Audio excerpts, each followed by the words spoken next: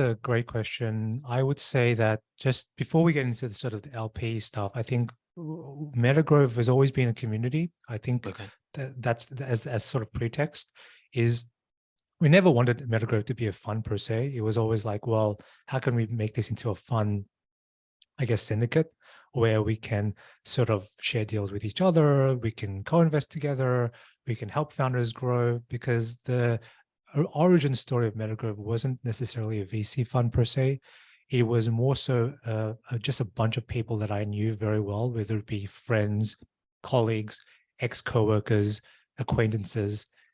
Those and everyone in that community was obviously domain experts themselves. And a lot of it was just on the idea of helping founders, where I would maybe sometimes meet a founder.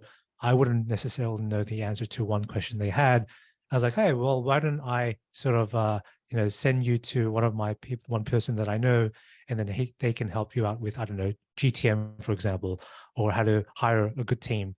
And I think from that, it sort of snowballed into something bigger where a lot of the founders came to us more and more and said, look, we really love your network. We want to sort of see how we can be, engaged with more of that. But also a lot of on the flip side, a lot of the folks in my community said, look, why don't you start to think about maybe doing a fund or a rolling fund or something? And it was Yeah. never on my mind. But eventually, I sort of got obsessed with the idea of building something like this because there was just so much deal flow we were getting Mm. and there was so much opportunities. And then from that community alone, that's where I started to build my LPs. And no, and I would say that not everyone in my community are LPs. I think it's just a handful of those who obviously have the capital requirements to do so, but also who believed in the mission as well. So initially, from a very grassroots level, it was me just speaking one-on-one, like, hey, I'm thinking about doing this, building a fund out. What do you think? Here's my preliminary, pitch deck. Take a look at it and see what you think. And a lot of them gave me feedback, a lot of good critical feedback as well. But they still, stayed with me and they said, look, keep me updated along the way, finesse your mandate, finesse your thesis a little bit more. And then we can talk about that and see if I could be an LP. And I kept doing that. It's just a lot of iterations as you would, with a founder. A founder does the same thing. And once you are able to get to a point where you kind of now have been able to see what the opportunity is and be able to, articulate that in a deck or through a virtual phone call or a coffee mate, then that's where the moment you start to say, okay, maybe they're kind of interested in now.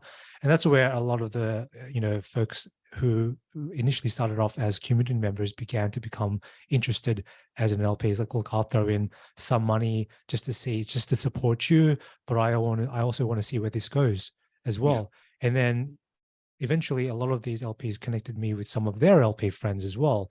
And so you have this sort of nice flywheel effect going. But at the same time, I wouldn't say that was sort of the the be and all of everything. I think in many cases you do end up in dead ends. And for example, if you are trying to raise money and then an LP says no, then you keep them on your books and you keep them updated about what's going on for the future, because it's never a no. It's always no for now and then maybe a yes for later. But at the same time, you always want to do cold outreach as well.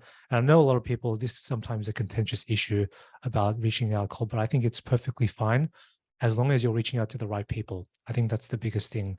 If you're reaching out to people and LPs who align with your mandate, let's say have their experience in your industry or your field of where you're investing, then that would be a perfect fit. And you can always introduce yourself. It's like, hey, I'm Barry. I'm really interested in working with you because of your investing experience or your operator experience. And I've also noticed that you're an LP in your fund. Would you be interested in learning a bit more about us? And that's a good teaser. Email, LinkedIn message, whatever you want to do to reach out to them, and then hopefully you'll get a conversation with them. And then if that doesn't go well, you can always include them in your email list as well. At least someone where you've started to build a cohort of people, of LPs who are either yes or no or on the line. But nonetheless, you should always keep them updated about your progress of the fund, because you just never know if someone has a change of heart and they feel like, oh, maybe, what they're doing now is really cool. Maybe it's time to get in. So I think for the most part, it's a lot of, hustle at the beginning, but 네. eventually you start to build a network, and eventually things get easier and easier.